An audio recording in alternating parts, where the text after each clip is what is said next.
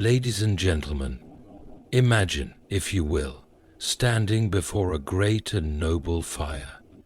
Its flames leap high, consuming the chaff and refining the gold. This image is no mere fancy.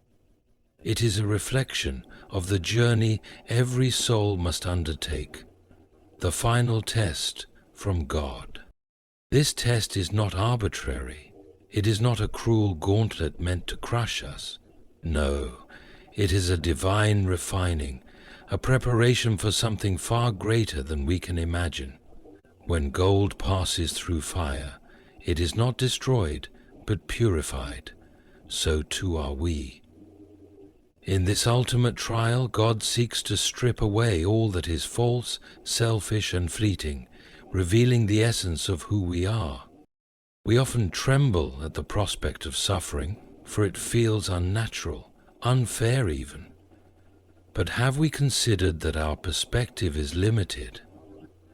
That what appears as chaos and pain may be the hand of the Creator shaping us for His purpose?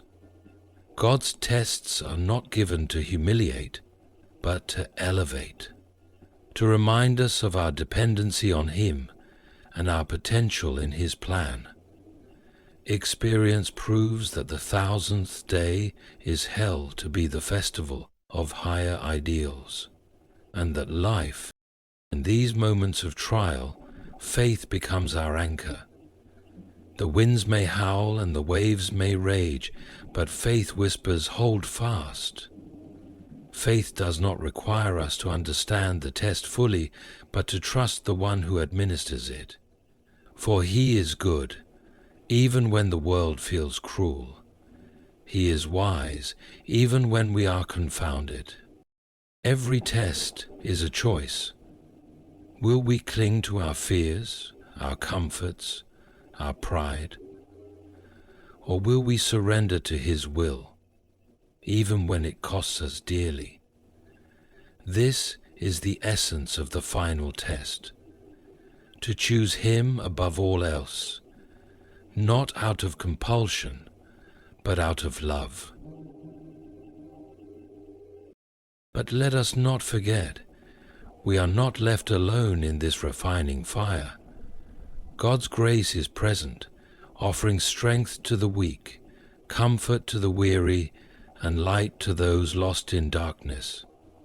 If we will only reach out, we will find that He has been with us all along, guiding us, sustaining us, and gently leading us home. And what of the outcome of this test? It is not merely a verdict, but a transformation. The test is temporary, but its fruit is eternal. It shapes us for a destiny beyond time, drawing us closer to the very heart of God.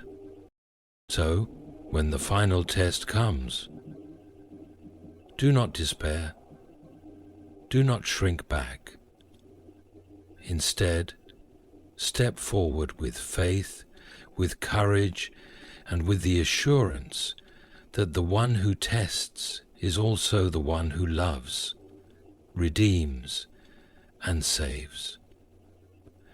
Concentrate on the thought of the one who tests is also the one who loves, redeems, and saves. For in the end, the fire is not our enemy. It is the hand of a loving God, preparing us for glory. Thank you. Imagine a craftsman bent over his work, delicately refining a piece of gold. He heats it in the fire, not to destroy it, but to purify it, removing every impurity until only its true brilliance remains. Such is the nature of the tests we face from God. They are not random acts of cruelty or arbitrary challenges. They are deliberate, purposeful, and deeply loving acts of refinement. Through these trials, God calls us to become who we were always meant to be. It is easy to misinterpret these moments of testing as punishment or as evidence of divine displeasure. Yet nothing could be further from the truth. The refining process is not punitive, It is transformative. The fire does not destroy the gold, rather, it removes everything that is not gold. In the same way, the tests we endure strip away the parts of us that are false, selfish, or incomplete, revealing our truest, most authentic selves. God, in His wisdom, uses trials to expose what we often hide from ourselves, our weaknesses, our doubts, and our misplaced dependencies. We live in a world that values comfort and convenience, a world that shies away from difficulty and pain, but such avoidance robs us of growth. Consider the caterpillar, which must struggle within the cocoon to emerge as a butterfly. The struggle strengthens its wings, preparing it for flight. Without the struggle, there can be no transformation, no soaring into the skies. In the same way, the tests God allows us to face are not barriers but bridges, stepping stones toward a fuller, richer life in Him. These tests often come in unexpected forms. They may appear as loss, disappointment, or conflict. At times they may feel like the breaking of everything we hold dear. Yet in the breaking there is a deeper purpose at work. The seeds of new growth are planted in the soil of our trials. What seems like destruction is often the prelude to creation, a necessary step in the process of becoming. In these moments of refinement, God is not distant or indifferent. He is present, working intimately within us, like a skilled craftsman. He knows precisely how much pressure we can bear and how much heat is needed to purify us without breaking us. His hand, though unseen, is always steady. He is not content to leave us in our imperfections, but neither does He rush the process. His timing is perfect, and His methods are exacting, yet always motivated by love. The refining process is not easy, nor is it quick. It requires patience, endurance, and a willingness to trust the craftsman's hand. It is tempting to resist, to cling to the familiar and avoid the pain of transformation. But resistance only prolongs the process. True refinement requires surrender, a willingness to say, "Not my will, but yours be done." As we undergo these tests, we begin to see their purpose more clearly. The very things we thought would destroy us become the means by which we are strengthened. Our faith grows deeper, our character becomes more resilient, and our perspective shifts. We begin to value what truly matters and let go of what does not. The trials that once seemed unbearable become a testament to God's faithfulness and a source of hope for others. In the end, the refining fire does more than reveal our true nature. It aligns us with God's nature. We become more like Him, reflecting His love, grace, and glory to the world. The impurities that once clouded our vision are burned away, leaving us with a clarity of purpose and a renewed sense of identity. So when the fire comes, do not fear it. Embrace it as a gift, a divine opportunity to be shaped into the masterpiece God intends you to be. For the test is not the end. It is the beginning of something beautiful, something eternal. And when the fire has done its work, you will shine with a brilliance that can only come from the hand of the Creator Himself. The final test in the grand design of life serves a purpose far greater than we often realize. It is not merely a challenge to be overcome or a burden to be endured. It is a divine appointment, carefully orchestrated to reveal the truth of who we are and to draw us closer to the One who created us. This test goes beyond surface appearances and shallow affirmations of faith, reaching into the depths of our hearts and laying bare our truest selves. It is here, in the crucible of the final test, that the profound meaning of our existence is brought to light. At its core, the final test is about revelation. It exposes the gap between who we think we are and who we truly are. In the quiet moments of trial, when all distractions are stripped away, we are confronted with the reality of our inner condition. Are we steadfast in our faith, or do we falter at the first sign of adversity? Do we trust in God's plan, or do we cling to our own understanding? These questions are not asked to shame us, but to awaken us. The test shines a light into the hidden corners of our souls, revealing both our weaknesses and our potential for growth. This process of revelation is not meant to leave us feeling exposed and vulnerable without hope. Instead, it is an invitation to transformation. God does not test us to break us. He tests us to build us. The final test strips away the false identities we construct, those based on success, approval, or earthly achievements, and calls us to embrace our true identity as His beloved children. It is in this moment of clarity that we see the stark difference between what is temporary and what is eternal, between what we value and what God values. The final test also serves as a moment of decision. In the face of trial, we are given a choice: to trust in ourselves or to place our trust in God. This is no small matter, for the decisions we make in these moments have eternal significance. The test challenges us to surrender our illusions of control and to lean fully on the One who is sovereign over all. It asks us to choose obedience over comfort, faith over fear, and love over self-interest. Each choice we make in the midst of the test shapes not only our present circumstances, but also the trajectory of our eternal destiny. Perhaps one of the most profound purposes of the final test is to deepen our relationship with God.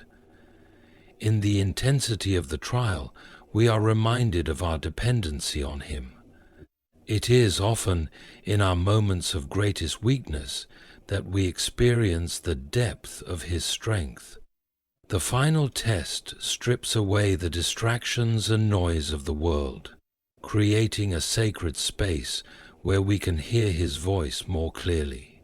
It is in this space that we come to understand that He is not a distant observer, but an ever-present help, walking with us through every step of the journey.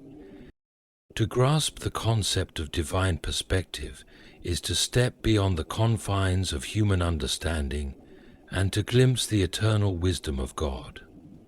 This is not an easy task, for we are creatures bound by time and limited by our finite experiences. Yet, it is in the moments of testing, particularly the final test, that we are invited to see the world not through our own eyes, but through the lens of divine purpose and infinite love. From our earthly viewpoint, trials and suffering often appear senseless, chaotic, or even cruel. We ask, "Why me?" or "Why now?" These questions stem from a natural desire to make sense of what feels incomprehensible. But God's perspective is not constrained by the here and now. He sees the beginning and the end, the intricate weaving of every thread in the tapestry of creation. What may seem like a random or unfair moment in our lives is, in truth, a purposeful part of His grand design. To understand this, we must first recognize that God's ways are higher than our ways, and His thoughts are higher than our thoughts. This truth, while humbling, is also profoundly comforting. It reminds us that we are not left to navigate life's challenges on our own, nor are we subject to blind chance. Every test, every trial is filtered through the hands of a loving Creator who knows precisely what we need to grow, to heal, and to fulfill the purpose for which we were made. The divine perspective sees beyond the pain of the present moment to the glory that lies ahead. Consider a seed planted in the soil. To the seed, being buried may feel like an end, a dark and suffocating conclusion. But the gardener knows better. He understands that this burial is the beginning of transformation. It is the process through which the seed will sprout, grow, and bear fruit. In the same way, God sees our trials, not as the end, but as the fertile ground from which new life will emerge. This perspective invites us to trust in God's goodness, even when we cannot see the full picture.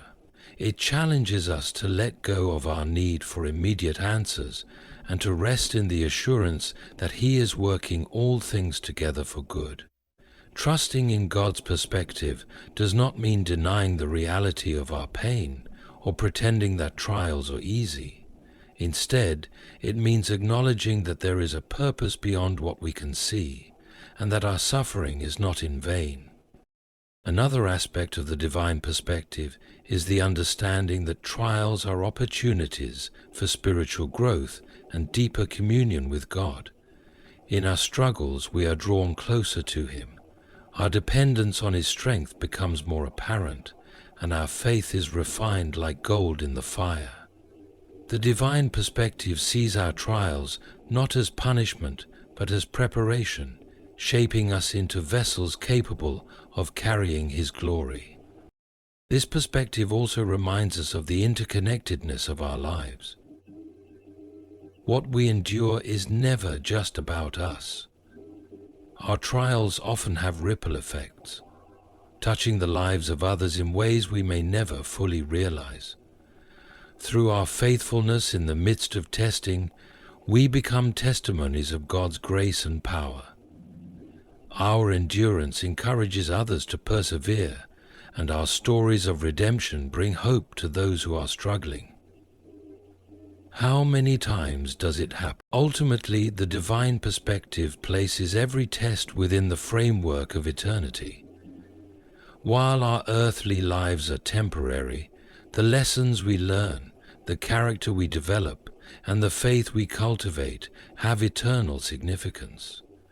God's goal is not merely to make us comfortable, but to make us holy, to prepare us for a destiny that far surpasses anything this world can offer. When we begin to view life through the divine perspective, we find peace amidst uncertainty and hope in the face of hardship. We see that the trials we endure are not random or meaningless, but are part of a divine plan that is infinitely wise and unshakably good.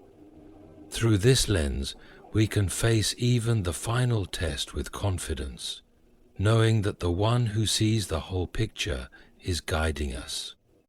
Faith is often likened to an anchor, a steadfast point of stability in the midst of life's tempests. This image resonates deeply, for life is no stranger to storms. The waves of uncertainty, fear, and adversity rise without warning, threatening to overwhelm us. Yet, in the face of such turmoil, faith grounds us. It tethers us not to the shifting sands of circumstance, but to the unchanging nature of God. It is this anchor of faith that sustains us, particularly during the trials that test the very core of who we are. Faith at its heart is trust. It is not blind optimism or wishful thinking, but a deep conviction rooted in the character of God. It believes that He is who He says He is, faithful, loving, and sovereign, and that His promises are true. This trust enables us to endure when the path ahead is obscured and when the outcome of our trials remains uncertain. Faith whispers, "Even here you are not alone. Even now He is in control." In the storms of life, Faith does not deny the reality of the waves. It does not pretend that hardship is easy or that pain is pleasant. Instead, faith acknowledges the storm while clinging to the one who commands it. It remembers that the same God who calms the seas is also the God who walks with us through them. This assurance gives us courage, not because we are strong, but because the one we trust is infinitely strong. When the final test comes, a trial that feels insurmountable, faith becomes more than a belief. It becomes a lifeline. It holds us steady when everything around us seems to be falling apart. This is not the result of human determination, but of divine assurance. Faith connects us to God's strength, drawing upon His resources when ours are depleted. It reminds us that His grace is sufficient and His power is made perfect in our weakness. The anchor of faith also reorients our perspective.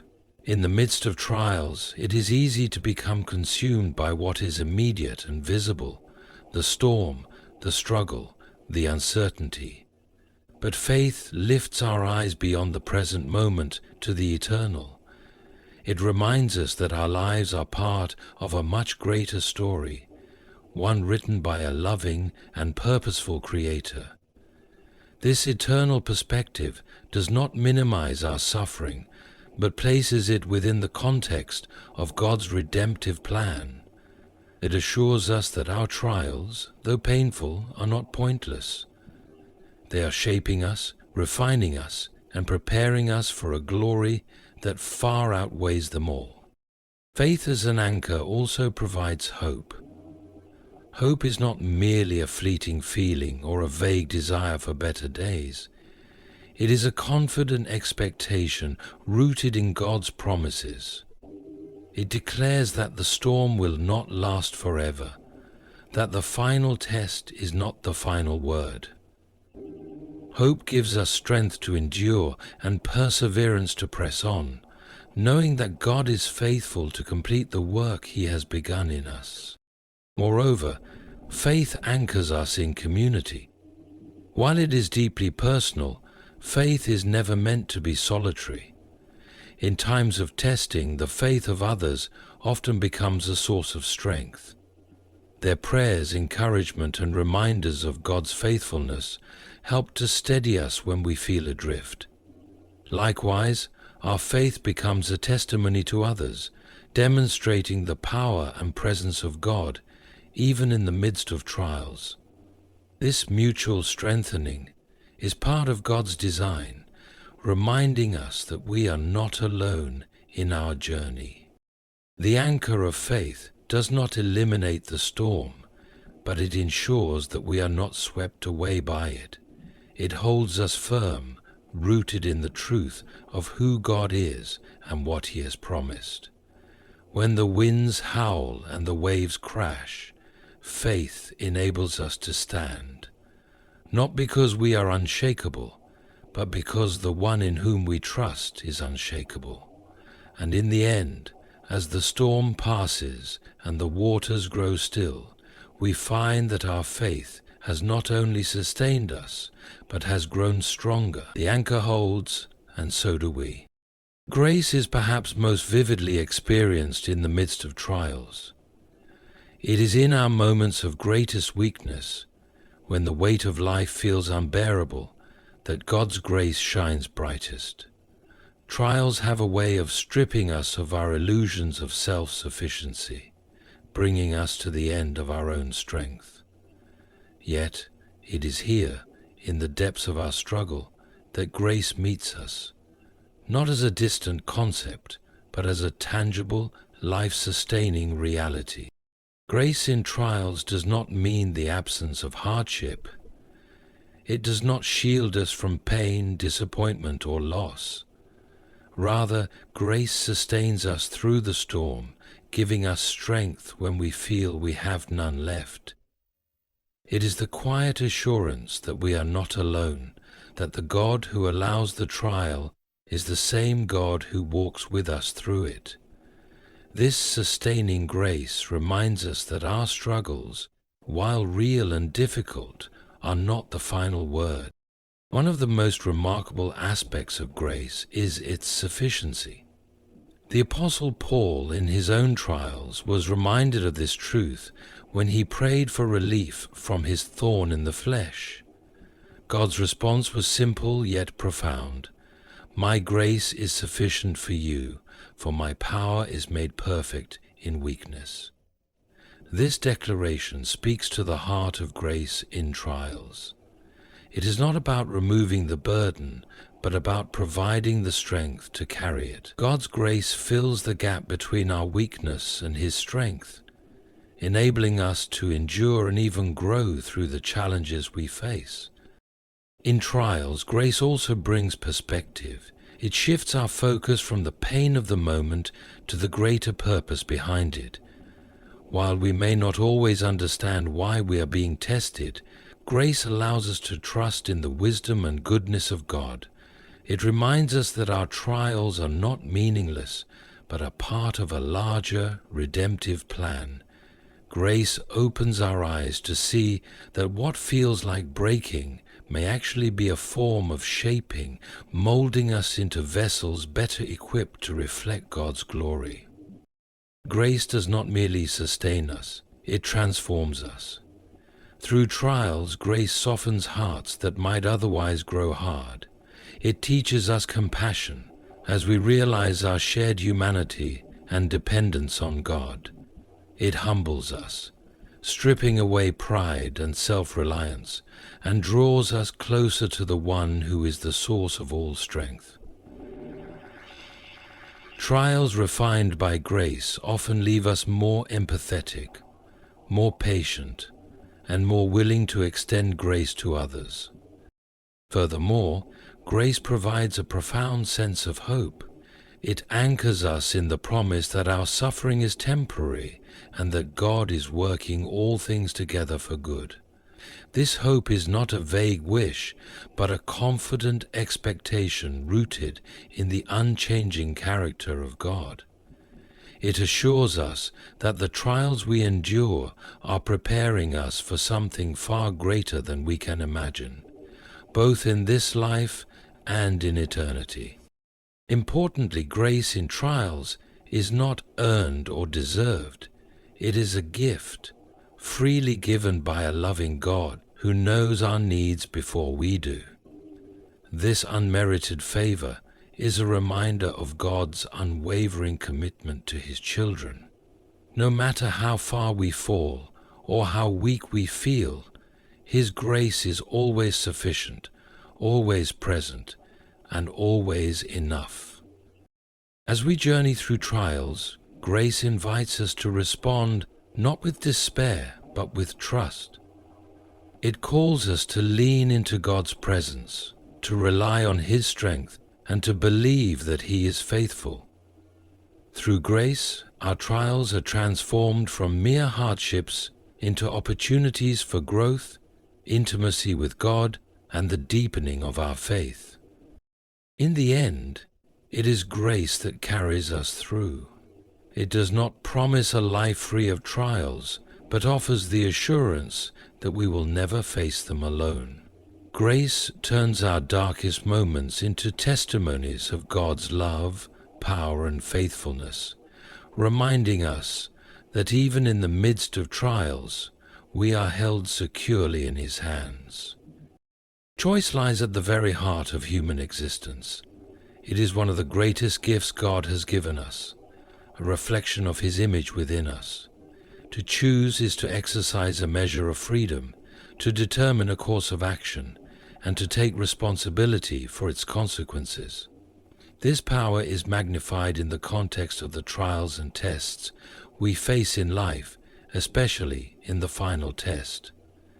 These moments are not merely about what happens to us, but more importantly, about how we respond. They are opportunities to exercise the profound responsibility of choice, an act that shapes not only our present, but also our eternal future. In every test, there is a decision to be made. Will we trust in God, or will we rely on ourselves? Will we act in obedience, or will we follow the path of least resistance? These questions are not theoretical. They confront us in real and tangible ways.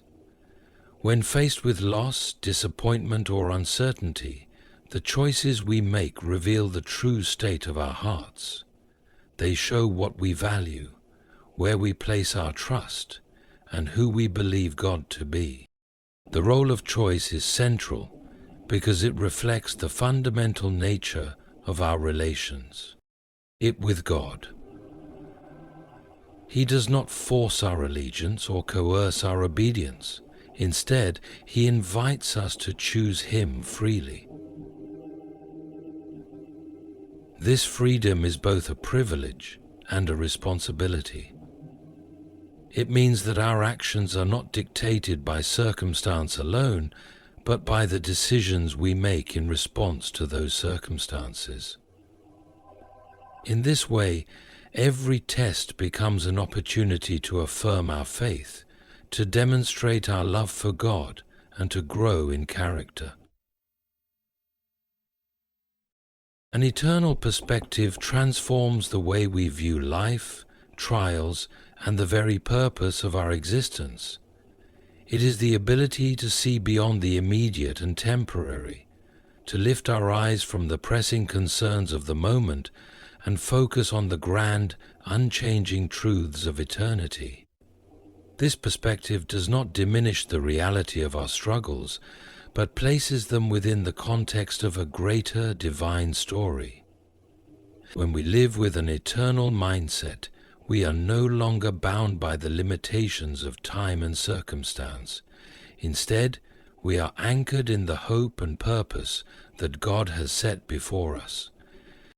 At its core, an eternal perspective is rooted in the understanding that our earthly life is but a moment compared to the vast expanse of eternity. Scripture describes life as a vapor, fleeting and brief. While this may seem sobering, it is also liberating. It reminds us that the difficulties we face, as heavy and overwhelming as they may feel, are temporary. They are not the ultimate reality, but rather a small part of a much larger narrative. This realization allows us to endure trials with patience and hope, knowing that they will pass and that what awaits us is infinitely greater. An eternal perspective also redefines what we value and pursue.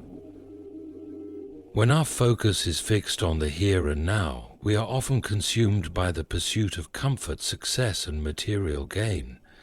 These things, while not inherently wrong, can easily become the sole aim of our lives if we lose sight of eternity.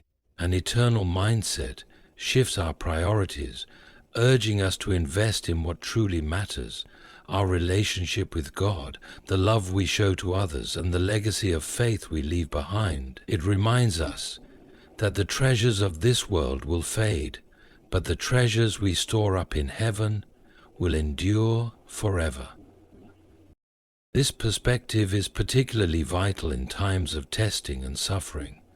Trials have a way of narrowing our vision, making it difficult to see beyond the immediate pain or challenge. Yet, an eternal perspective lifts our gaze, reminding us that our suffering is not in vain.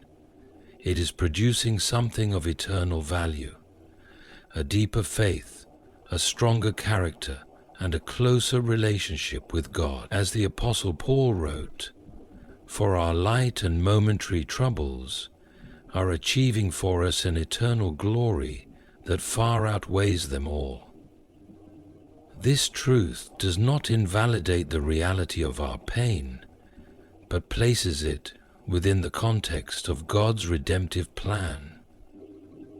Thank you for watching.